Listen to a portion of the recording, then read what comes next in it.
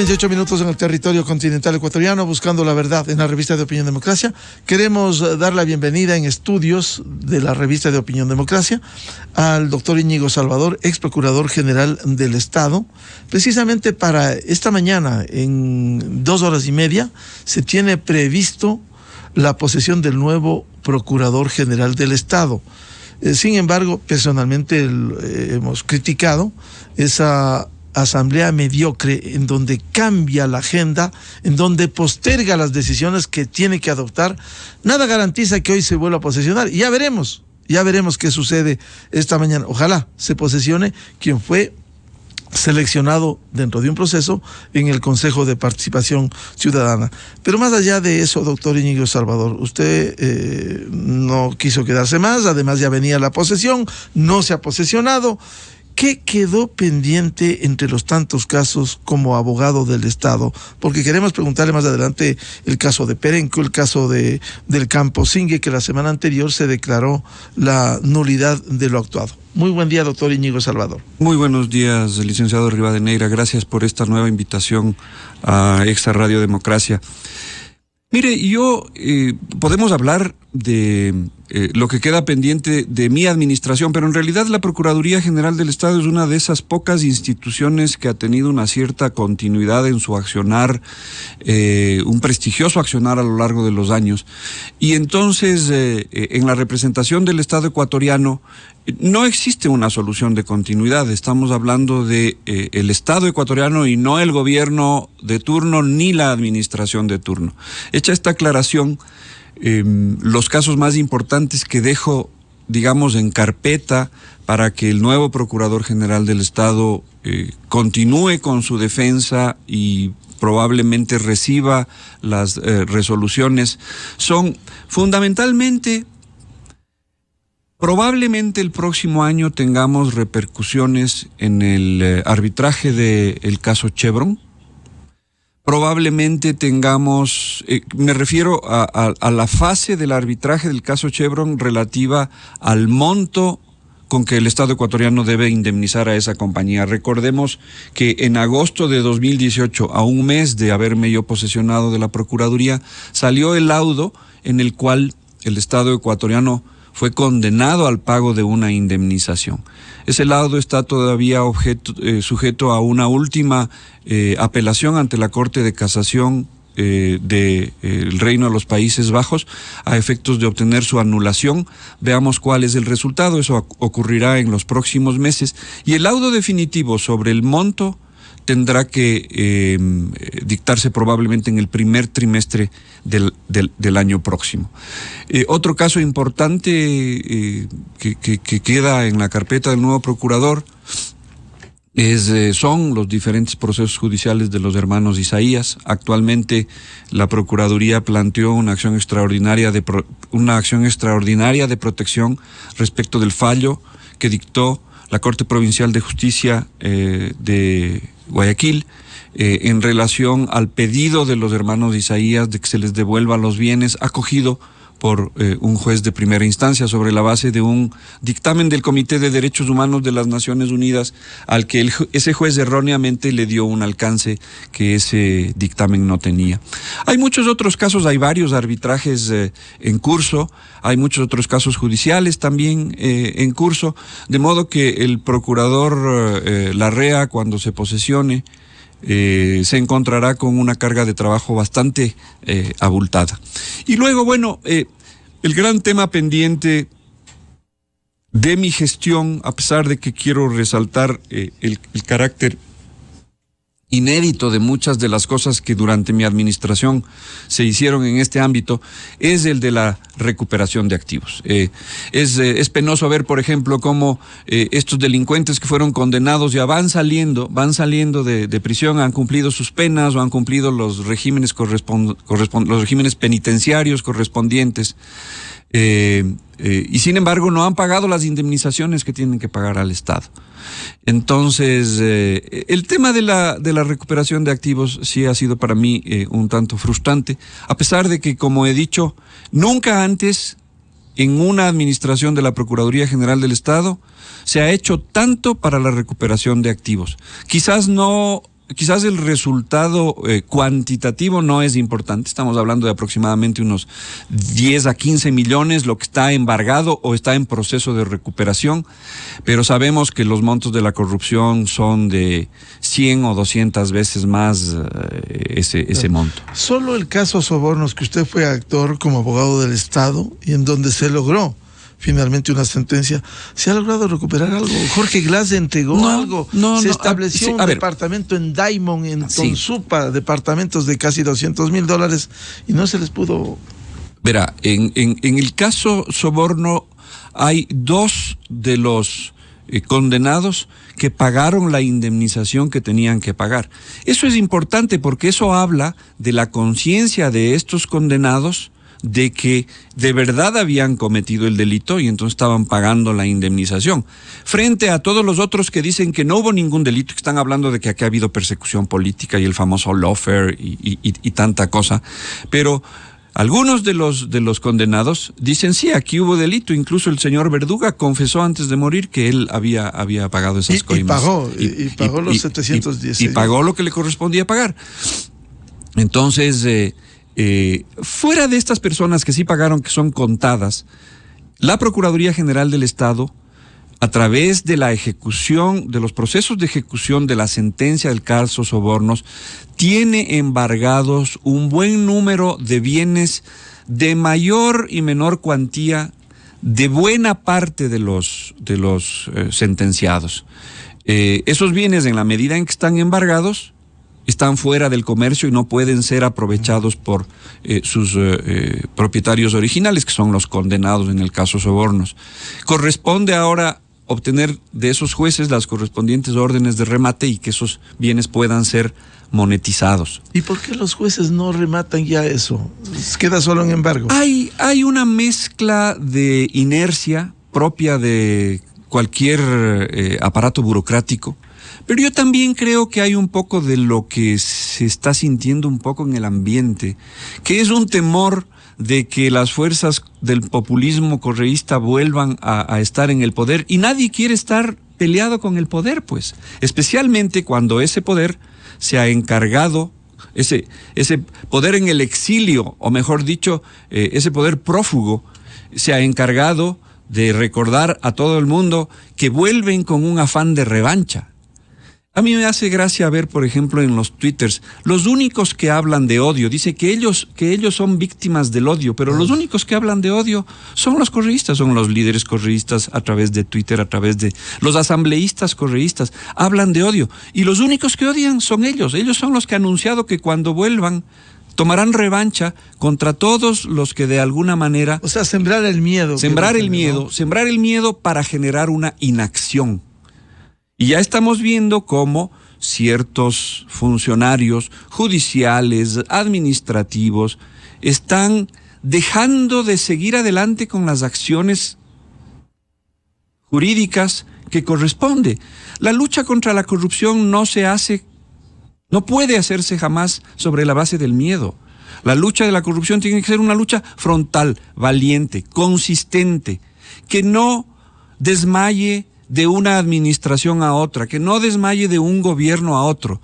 Si seguimos con esto que ha sido una tónica a lo largo de la historia, de que vuelve un gobierno, lo hemos visto en otros países, estamos viéndolo ahora en el Brasil, de que vuelve un gobierno que fue condenado por corrupto, porque gana en las urnas, porque tenemos un pueblo insuficientemente capaz de discernir que la corrupción es el peor de los flagelos que puede sufrir una sociedad, porque quita de los niños que tienen desnutrición infantil, les quita el pan de la boca, que quita los servicios públicos de la disponibilidad de los ciudadanos, mientras los ecuatorianos no nos demos cuenta de que la corrupción es un flagelo y entonces estemos al son que cantan los corruptos. Este país no va a progresar nunca, porque el que primero sufre es el Estado de Derecho. Y yo estoy convencido, y no es porque sea abogado, ni por mi formación de jurista, yo estoy convencido de que el Estado de Derecho Es la única garantía del desarrollo, donde todos sepamos cuáles son nuestros derechos y nuestras obligaciones, y todos, incluido el Estado, cumplamos con esos derechos y obligaciones a rajatabla. Entonces no se puede jugar al juego del miedo que nos quieren imponer. Ya volvemos, se fue a volver, dicen. Y entonces la gente comienza a tener miedo de las retaliaciones y deja de actuar. Y eso es gravísimo. Claro, lo grave es que aquí la corrupción quiera imponerse con mentiras. Y vamos a ilustrar, la semana anterior, dos reconocidos juristas internacionales en su momento, porque como bien se ha dicho ahora, Baltasar Garzón fue aquel magistrado implacable que persiguió al dictador chileno Augusto Pinochet, implacable, ahora defensor, como se le señala, de corruptos de cuello blanco. Igual Eugenio Zaffaroni, que pasó de la cátedra a la Corte Interamericana y que ahora viene a dictar, a dar clases sobre lawfare, sobre persecución política y hablar de algo inadmisible. Por favor, lo que dijo Eugenio Zaffaroni precisamente en su estancia aquí en el Ecuador respecto de la división de poderes del Estado. Fíjense que en algún momento de la sentencia se dice que se sindica todo este conjunto de personas como respondiendo a una dictadura en que el presidente dispuso de un poder total concentrado en sus manos a manera de un autócrata, esto es, controlando las 5 funciones del Estado ecuatoriano. Porque el presidente de la República, escúchenme bien, el presidente de la República no es solo jefe del poder ejecutivo, es jefe de todo el Estado ecuatoriano. Y el Estado ecuatoriano es poder ejecutivo, poder legislativo, poder judicial, poder electoral, poder de transparencia y control social, superintendencias, procuraduría, contraloría, todo eso es Estado ecuatoriano. Qué vergüenza que Zaffaroni, este reconocido jurista, viene a abogar porque le acusan a Correa de haber concentrado el poder. Y Correa dijo anteriormente que él era el jefe de Estado. Una vergüenza. Este doctor Zaffaroni se acabó toda esa imagen, viene a defender lo indefendible, doctor Íñigo Salvador. Mire, Miguel, yo veo a este supuesto seminario jurídico sobre el caso Sobornos como un espectáculo más. O sea, es como si usted trajera a Bad Bunny o a alguno de estos artistas, en donde lo único que hace falta es estar dispuesto a pagar la taquilla, o sea, la tarifa que ellos cobran y ellos vienen a decir cualquier cosa, la verdad. El caso del juez Zaffaroni es clamoroso y es penoso porque Raúl Eugenio Zaffaroni era un referente, ¿no? Era un referente. Se enseñaba en las aulas. Era un referente en el derecho penal, en el derecho internacional de los derechos humanos, en otras disciplinas jurídicas. Pero desde el momento en que descubrió que podía ser una vedette internacional, el hombre se prostituyó en el alcance más general del término, ¿no? Es decir, él vende sus servicios a cambio de plata.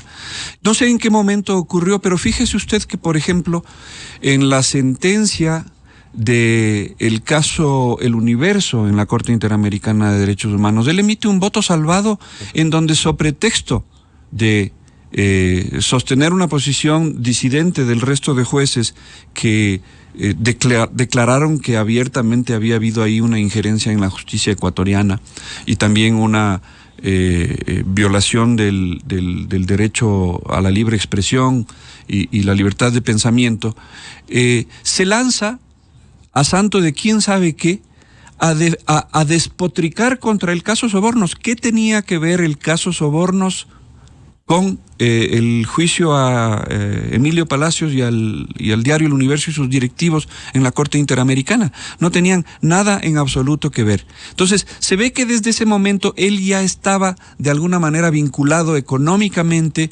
con el correísmo, Rafael Correa y los otros líderes que fueron sentenciados líderes de ese gobierno que fueron sentenciados en el caso Sobornos. Entonces el hombre pierde por completo los papeles y viene, primero que en las expresiones que se acaban de reproducir de Zaffaroni, él primero que hace un análisis falaz.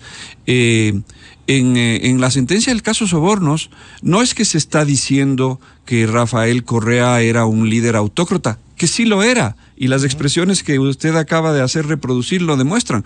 Rafael Correa tenía una versión absolutamente equivocada de lo que quiere decir jefe de Estado. Y dice que él es jefe incluso de la Procuraduría, de la Contraloría, de cada una de las funciones del Estado. ¿Qué más autócrata que eso? ¿Qué más dictatorial que eso? Pero en realidad lo que en el caso Soborno se dice es que Rafael Correa era el líder de una red delincuencial. Se dice que Rafael Correa era el autor mediato, lo que antes se conocía como autor intelectual, de esta red del caso Sobornos. No nos olvidemos que Rafael Correa de verdad ejercía este influjo psicológico. El influjo psicológico no tiene nada que ver con el hipnotismo o alguna cosa así que los correístas han querido hacer aparecer. Acuérdense que mandaron a hacer hasta camisetas con los ojos de Rafael Correa como si estuviera hipnotizando a la gente. El influjo psicológico, el influjo psíquico no tiene nada que ver con el hipnotismo ni con el dominio de la forma de pensar de las personas. Que tiene que ver con el ascendiente que tiene un líder político como Rafael Correa frente a todos sus seguidores. El influjo psicológico tiene que ver con esa, ¿cómo podríamos decir? Con esa lealtad incondicional, a ultranza, fanática, que sienten los correístas respecto de su líder, que él les dice, tírate al precipicio, y ellos se tiran. Les dice, sostén este argumento descabellado en la asamblea, y las asambleístas y los asambleístas de Alianza País, sobre todo ellas, sostienen lo que les manden sostener porque el líder lo dispone. Pero perdóneme un paréntesis, doctor Salvador, pero ni siquiera un poco de razonamiento. A Carlos Pareja y a Nucere lo dicen, no debemos escucharle a usted porque es un delincuente que sirvió al correísmo y nunca lo sacaron del puesto precisamente luego de las fechorías que se hizo, y por eso tiene 5 sentencias. Exactamente. Y entonces, ese es el tipo de argumentos que los seguidores de Rafael Correa siguen. A eso se refiere el influjo psíquico. El influjo psíquico quiere decir que lo que él disponía, lo que él ordenaba, a pesar de que él no se mancha las manos empuñando el arma, utilicémoslo un lenguaje figurativo, él es el que, digamos de alguna manera, diseña este esquema delincuencial. Pero no nos olvidemos, y eso hay que recordarlo, Rafael Correa es una chambonada de principiante, pero Rafael Correa se embarró las manos con plata del caso Sobornos. Él recibió $6,000 mientras los otros recibían. Claro, que nunca negó, trató de justificar, pero no negar. Trató de justificar diciendo que sí, que él había recibido un préstamo de un supuesto fondo de solidaridad de la Presidencia de la República, que se demostró que nunca existió tal fondo de solidaridad, pero esos dineros estaban en el cuaderno de Pamela Martínez, y esos dineros fueron, ese desembolso de dinero, más allá del hecho de que él dice que él sí pagó, que él devolvió, más allá de ese hecho. Eso lo embarró más. Eso lo embarró más. El solo hecho de haber topado ese dinero ya le hace también autor material, porque él se benefició de esos fondos. $6,000, quién sabe para qué los usó. En todo caso fue una chambonada, porque fue eso lo que le terminó convenciendo al tribunal de que él también estaba involucrado en este caso. Entonces, que Raúl Eugenio Zaffaroni venga a decirnos y a burlarse y a deslegitimar de alguna manera una figura como la del influjo psíquico, que está arraigada en la teoría del derecho penal en lo que tiene que ver con autoría inmediata. Solamente habla de que este tipo de juristas se han vuelto una especie de mercenarios que van a hablar de estas cosas a donde sea que les paguen, es decir, como si fuera un artista del reggaetón cuya tarifa cualquier promotor está dispuesto a pagar. Lo importante es llegar a la tarifa. Y en el caso del señor Baltasar Garzón, es verdad, él tuvo un importantísimo papel en la defenestración del general Pinochet cuando era mandatario en Chile. No, fue incluso después, fue cuando ya no era presidente de Chile. Y la comunidad internacional entera reconoció el valor de Baltasar Garzón, sobre todo esa perseverancia, esa persistencia en lograr que las cortes inglesas le condenaran. Pero después le hemos visto transhumar de cliente a cliente, un poco al mejor postor. Aquí le vimos, yo tuve digamos, el privilegio, porque en realidad para los que en algún momento seguimos de cerca su trayectoria, era una persona admirable y por lo tanto no puedo dejar de reconocer que para mí fue un momento de privilegio el de litigar contra él en el caso de Julian Assange, que planteó aquí en el Ecuador unas acciones de protección para que no se le entregue a la justicia británica a él cuando estaba asilado en la embajada del Ecuador. Y también ahí sí tuve el honor y el privilegio de que los tribunales ecuatorianos me dieron la razón a mí como Procurador General del Estado y no al señor Baltasar Garzón. Pero en todo caso... Él ya dañó la imagen, bailando en la embajada del Ecuador en Londres junto con Julian Assange. Claro, o sea, liquidó esa imagen, se fue al suelo, se fue al piso. Eso demuestra lo que vengo diciendo. Cuando llegan a tu precio, Cuando les llegan a su precio, ellos están dispuestos a hacer cualquier cosa. Y vienen a sostener en un disque seminario jurídico claramente amañado, que yo no veo sino como una acción más de propaganda y de comunicación.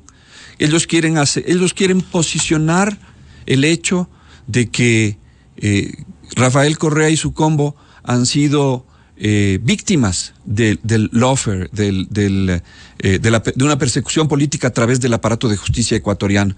Y entonces, claro, vienen y hacen un evento, cuando en realidad un evento de esa categoría no debía haber sido permitido, porque es de alguna manera poner en duda, no de alguna manera, con todas sus letras, es poner en duda la santidad de las sentencias judiciales pasadas en autoridad de cosa juzgada.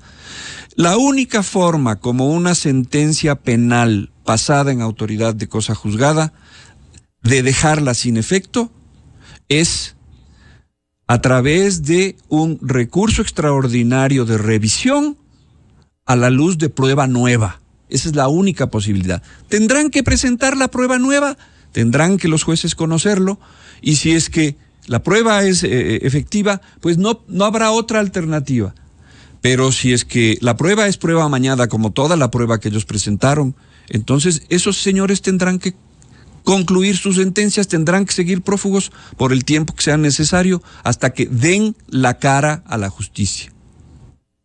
Reconocidos penalistas académicos, y puedo citar nombres, el doctor Ernesto Albán, el doctor Ricardo Bacanrade, sostenían que para un recurso de revisión, que sí existe el capítulo 4 del COIP, que está vigente desde 2014, recurso de revisión, artículo 658, es si es que, por ejemplo, en un proceso que se penaliza por la muerte de un ciudadano y aparece ese muerto, es decir, una prueba, como usted dice, doctor Íñigo Salvador, contundente, dice el artículo 658, El recurso de revisión podrá proponerse en cualquier tiempo ante la Corte Nacional de Justicia después de ejecutoriada la sentencia condenatoria por una de las siguientes causas. Si se comprueba la existencia de la persona que se creía muerta, o sea, está procesado, murió tal persona, y aparece la persona, una prueba contundente como esta.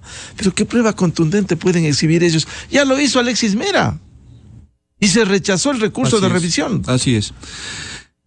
Por eso, verá, lo penoso, o sea, mi estimado Miguel. Perdón, doctor Salvador, lo que quieren es venderle al mundo y al Ecuador de que esto es una persecución política. Nunca presentaron pruebas de descargo de lo que fue contundente la fiscal, usted en el proceso de sobornos.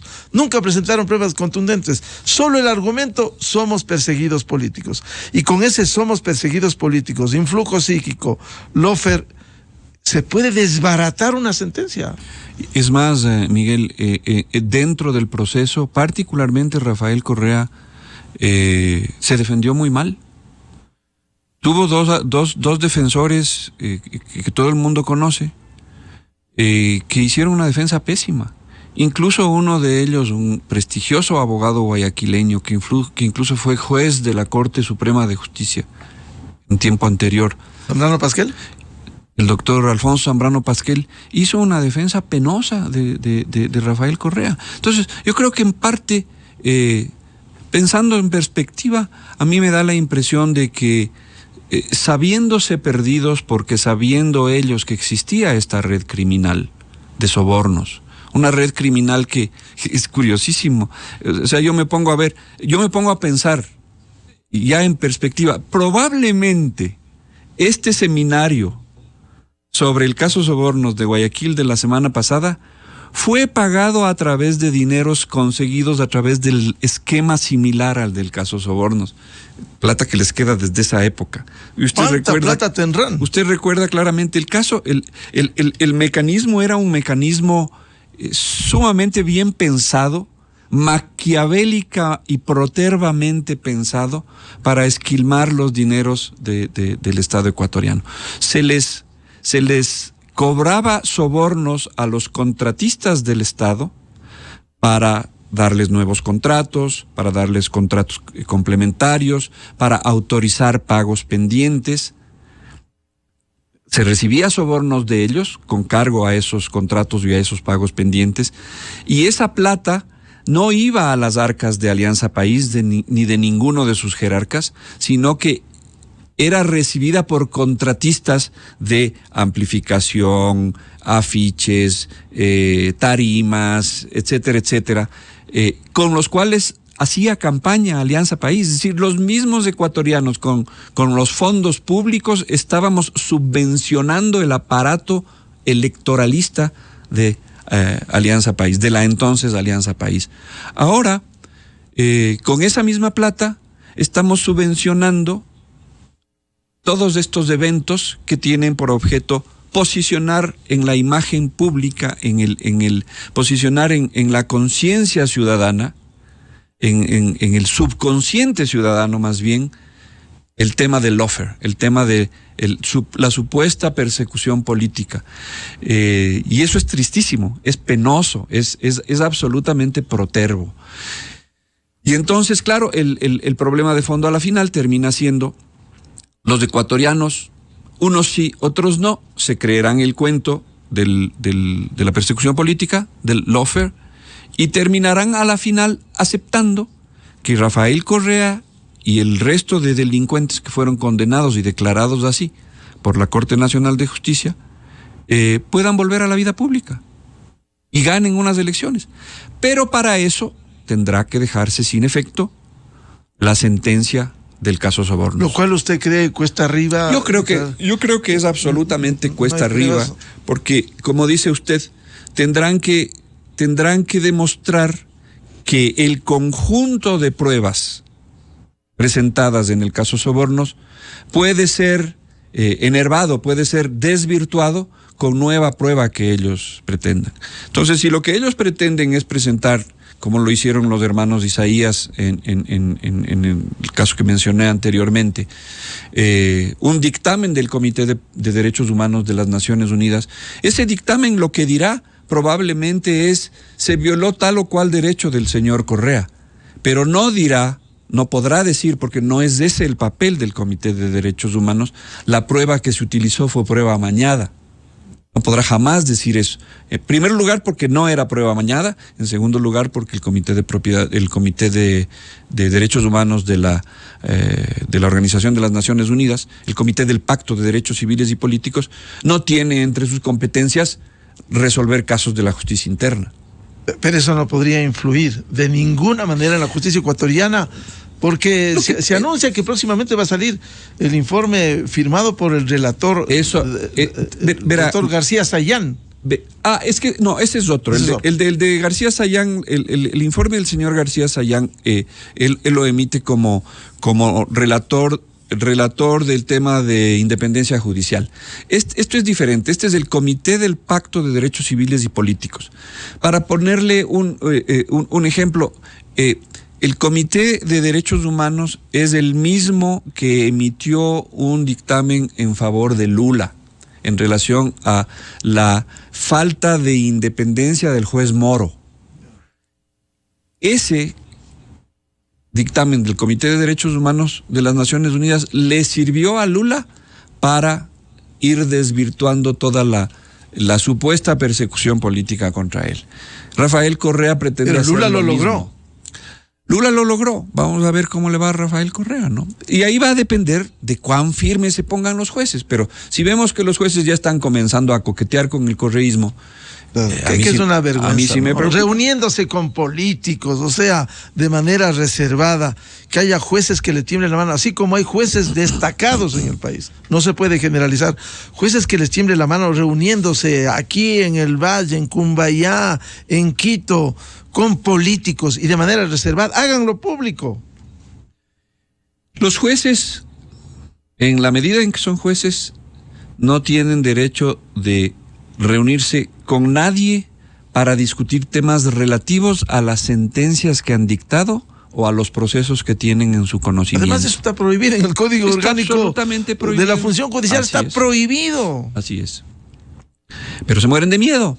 Y lo chistoso es que no se mueren de miedo de que en los procesos judiciales se pueda dejar sin efecto estas sentencias de los casos de corrupción, porque no nos olvidemos que no solamente es el caso Sobornos, será primero el caso Sobornos, después será el caso de asociación ilícita, pero ahí también están todos los casos de Petroecuador que involucran a Carlos Pareja Yanusel y a Alex Bravo, estarán los juicios de Alexei Mosquera, que decía que es inocente a pesar de que él se había declarado culpable, que fue mal asesorado por su abogado, que él es inocente y que él es inocente. Y hace 2 meses nos acaban de contar de Andorra, que ahí hay $300,000 a nombre del señor Alexei Mosquera, provenientes de la corrupción. Entonces, todos esos procesos van a tener que... los jueces están dispuestos a ciertos jueces. Jueces o con jueces también. Sí. Hay con jueces. Y hay que decirlo... Ojo. Y hay que decirlo, Miguel, ciertos jueces y ciertos conjueces, porque en la función judicial hay gente probísima, integérrima, claro, que no está dispuesta a dar su brazo. Los que sentenciaron. Y que ahora les tiemble la mano, aunque no pueden actuar, sería una vergüenza. Y entonces, pero el miedo que tienen es el miedo a una avalancha electoral. Claro. Y yo no digo, por lo que hicieron, no por lo que actuaron, en derecho. Exactamente. En el debido proceso. Exactamente, sino por cómo la gente se comporta frente a las urnas. Vamos a ver en el mes de febrero cómo le va al movimiento Revolución Ciudadana. Y ahí pensemos en si es que hay, pero ya con elementos más o menos objetivos, ¿no? Si es que en los próximos 2 años el correísmo logra revertir esa tendencia de miedo y logra revertir logra revertir o consolidar, según los resultados en las urnas en febrero, esa tendencia electoral. Pero como comentábamos brevemente antes de salir al aire, Miguel, este es el país de la volatilidad política. Claro, no se sabe qué pasa mañana. Hoy día estás en la cúspide de la fama, mañana estás en el peor abismo del desprestigio. Hoy día estás con los buenos, mañana estás con los malos. Eso puede pasar en el país. Hay solamente un puñado de gente que es consecuente y debiera ser la mayoría del país que esté consciente de esto. Sí. De tanto daño que hicieron. Lo que pasa, Miguel, yo creo es que hay gente que siempre está interesada por la cosa pública y esa gente tiene la cosa clarísima, tiene la visión clarísima. Los 10 años del correo, probablemente ni siquiera los 10 años, digamos que el segundo periodo de Rafael Correa fue un periodo donde campeó la corrupción, campeó el autoritarismo. Generalmente van de la mano esos dos, claro, esos dos casi fenómenos. Desde el comienzo, recordemos lo que Carlos Pareja Llanuselli ha confesado, ya el 2008 le advirtió al presidente Correa de lo que estaban haciendo. A Wilson Pastor, que está en el campo Singue, era ministro, les advirtió lo que estaba pasando en Petroecuador. No pasó nada. Ahora, a propósito de las tareas pendientes, el caso del campo Singue, ¿qué cree que pasó? Usted como abogado del Estado se llegó en primera instancia a la sentencia inicial con una circunstancia, porque hay que recoger el pronunciamiento de la semana anterior de 3 jueces: Luis Rivera Velasco, juez ponente, Felipe Córdoba Ochoa y Daniela Camacho Herold, jueces nacionales, en donde al final, al declarar la nulidad, pero al final señalan que la resolución de nulidad del proceso dictada por este tribunal penal no implica declaratoria de inocencia ni culpabilidad de los procesados. Es decir, que no canten victoria, que son inocentes de lo que pasó en el campo Singue. Lo que quiere decir esa última parte de la sentencia o de la resolución de la Sala de lo Penal es: se ha declarado la nulidad del proceso a partir de la audiencia de formulación de cargos. De modo que ese proceso tiene que retomarse a partir de la audiencia de formulación de cargos. Y entonces tendrán que formularse nuevos cargos, probablemente ahora a la luz de los hechos que se demostraron dentro del proceso, y el proceso tendrá que seguir adelante, a lo mejor no contra todos los inicialmente procesados, sino contra aquellos respecto de los cuales los que en ese momento eran indicios y después ya en el proceso del caso Singue se convirtieron en pruebas, pero que tendrán que ser actuadas nuevamente en el nuevo proceso, y entonces sí llegar a una conclusión. En lo que sí me parece que no va a tener incidencia alguna el hecho de que se haya dictado esta resolución en el caso Singue es en el régimen penitenciario aplicable al señor Jorge Glass. Glass ya está queriendo salir con prelibertad. Vea, ¿puede o no puede? Una persona que está convicta y que está purgando una pena de prisión tiene el derecho a hacer todo lo posible por salir, pero tiene que hacerlo de acuerdo con la ley. A mi modo de ver, y esto es lo que sostuvo la Procuraduría permanentemente cada vez que el tema de la libertad del señor Glass estuvo de por medio, y es a la luz exclusivamente de un análisis estricto de lo que establece la normativa, es que el señor Glass, a diferencia de lo que sostiene su defensa, no está sujeto al Código de Ejecución de Penas. El anterior. El anterior, que estuvo vigente hasta 2014. Ejecución de pena de penas que forman parte del Allí COIP. Decía 40%. Ahí decía 40% para beneficiarse del régimen de prelibertad.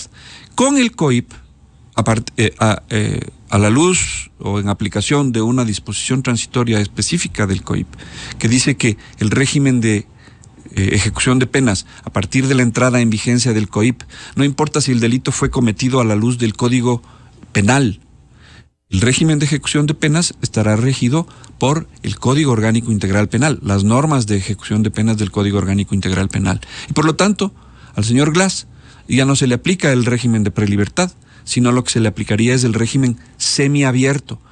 Pero para beneficiarse de ese régimen semiabierto, 100%. ¿qué quiere decir básicamente?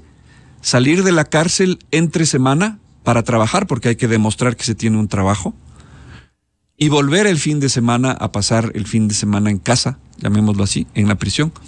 Tiene que haber cumplido el 60% de las penas. Entonces, ahorita, si es que se ejecutaría la resolución, esta última resolución de la Sala de lo Penal, la acumulación de penas se haría entre los dos casos. 8 y 6 años. Exacto. Sobornos y asociación ilícita. Y entonces se aplicaría el 60% de la pena. Según los cálculos de la Procuraduría en su momento, esa pena, ese régimen de semiabierto, el señor Glass podría beneficiarse a partir del mes de diciembre de 2023, no antes. Y falta un año, un mes. Un año, exactamente. ¿Y si los jueces le dan? Superando todo esto. Mire, en derecho, la Procuraduría, la Fiscalía, las defensas de los diferentes implicados en un caso, pueden tener diferentes versiones de cómo ha de aplicarse la ley. Y es exclusivamente a los jueces a quien corresponde escoger una de esas versiones o salir con su propia versión de cómo ha de aplicarse la ley. Y de eso se trata el trabajo tan crucial y delicado de los jueces. Aplicar la ley de modo que primero sea lo que la ley exactamente dice, sin estar sujeto a presiones de ningún tipo y menos las presiones políticas, ¿no? Entonces, pero es a los jueces a quien corresponde decirlo. Ya lo veremos. ¿Cuál cree, doctor Íñigo Salvador, que fue el caso más complicado entre los tantos como abogado del Estado que tuvo durante su administración? Y también la responsabilidad, como usted ya ha señalado, de los políticos. Hay casos de arbitraje heredados de gobiernos anteriores que usted tuvo que lidiar, desde el gobierno de Alfredo Palacio, del gobierno nefasto del correísmo y también en el gobierno de Lenín Moreno. Mire, lo curioso es que en los 4 años que yo estuve a la cabeza de la Procuraduría, y aquí déjeme hacer una corta reflexión, Miguel, en este mundo volátil de la política que hemos estado viviendo en los últimos 6 años, el solo hecho de que yo haya concluido mis funciones, yo considero que es ya de por sí un éxito, más allá de la calidad de las funciones que yo haya podido cumplir.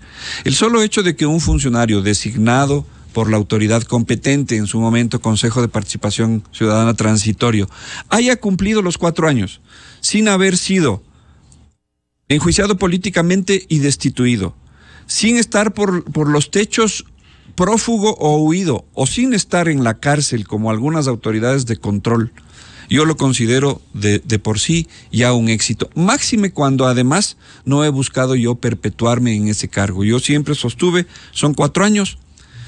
4 años que he cumplido con unos mesecitos más porque el Consejo de Participación Ciudadana demoró en designar a mi sucesor, pero ahora me voy a la casa tranquilo, con la frente en alto, con la satisfacción del deber cumplido.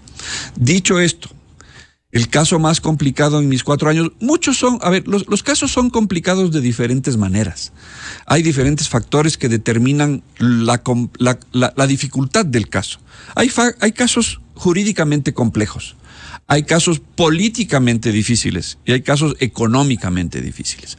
Yo creería que en el ámbito de los económicamente complicados, porque representan una contingencia grave para el presupuesto del Estado, para los fondos públicos, creo que el más grave de todos es sin duda el caso Chevron. Yo no puedo revelar el monto de la pretensión de la compañía Chevron. Solamente puedo decir que es un monto astronómico. Y es un monto que desequilibraría cualquier presupuesto del Estado durante años. Y ese es un caso perdido ya.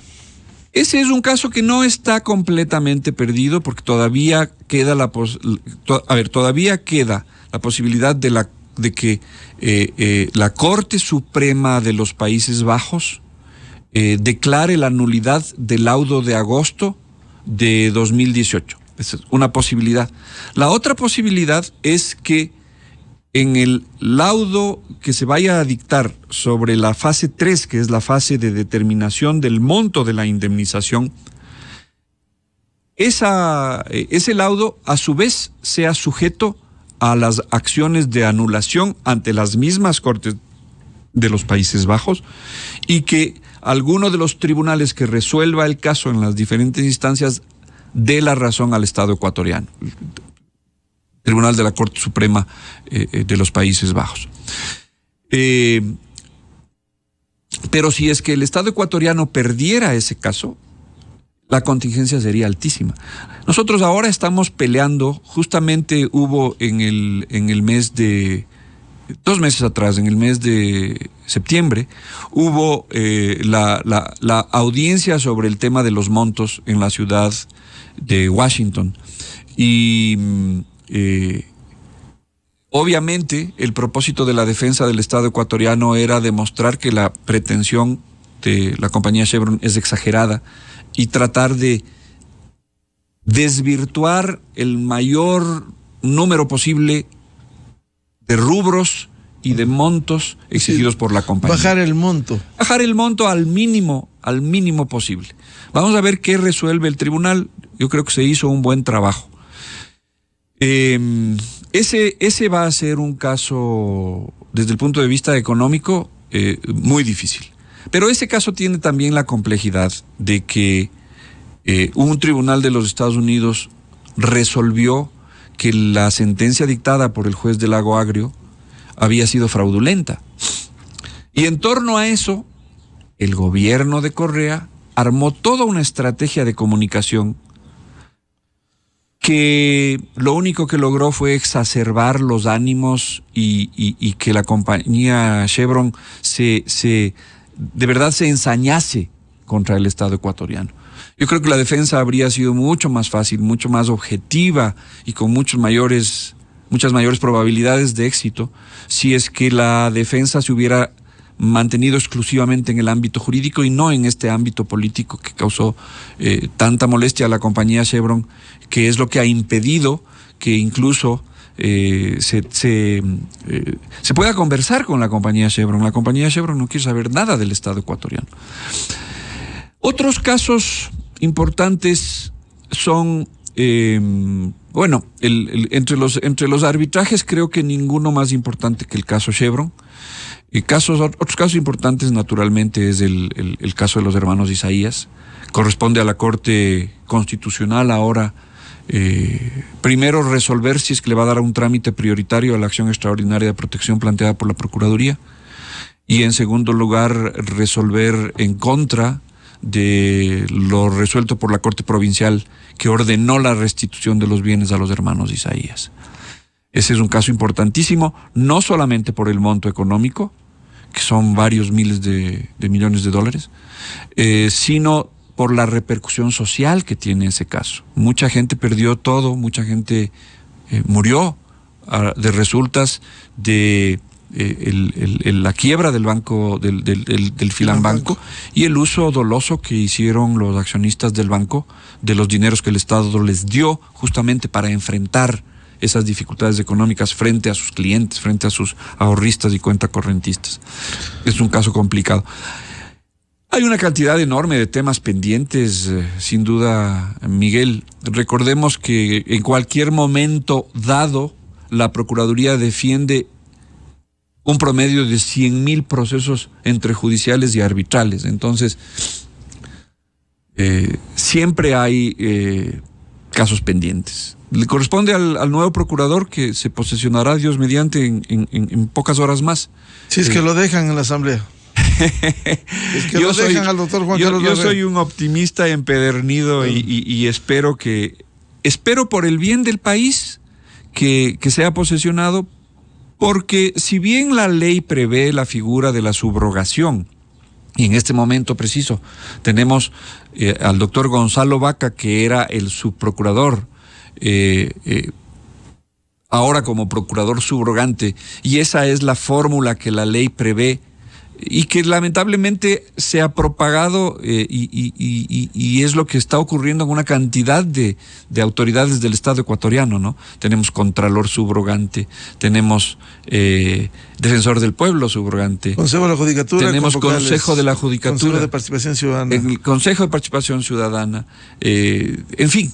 Entonces creo que es bueno tener un procurador titular. Creo que eso abunda a la institucionalidad, sobre todo en una institución como la Procuraduría, que en algunos casos termina siendo árbitro de temas políticos importantes a través de las consultas que se le hace sobre el alcance de la ley, pero que generalmente siempre detrás de eso hay alguna repercusión política importante. Bien, al doctor Íñigo Salvador, ex procurador general del Estado, muchas gracias, como siempre, por recordarnos de estos temas y que realmente a momentos nos entristece por todo lo que ha pasado, por esa falta de solidez y de estabilidad jurídico-política que tanto requiere este país. Doctor Íñigo Salvador, muchas gracias. Gracias a ustedes, Miguel, le agradezco muchísimo. Muchas gracias. 8:18 en el territorio continental ecuatoriano, buscando la verdad en la revista de Opinión Democracia. Vamos a una pausa publicitaria y ya volvemos para hablar un tema importante también, el tema de la salud y el seguro social ecuatoriano. 3 invitados, el doctor Reinaldo Páez, el doctor Raúl Alcíbar y la doctora Patricia Borja. Miguel Rivadeneira en la revista de Opinión Democracia. Ecuador está de fiesta y el mundo también. Diners Club, tu mundo sin límites, presenta.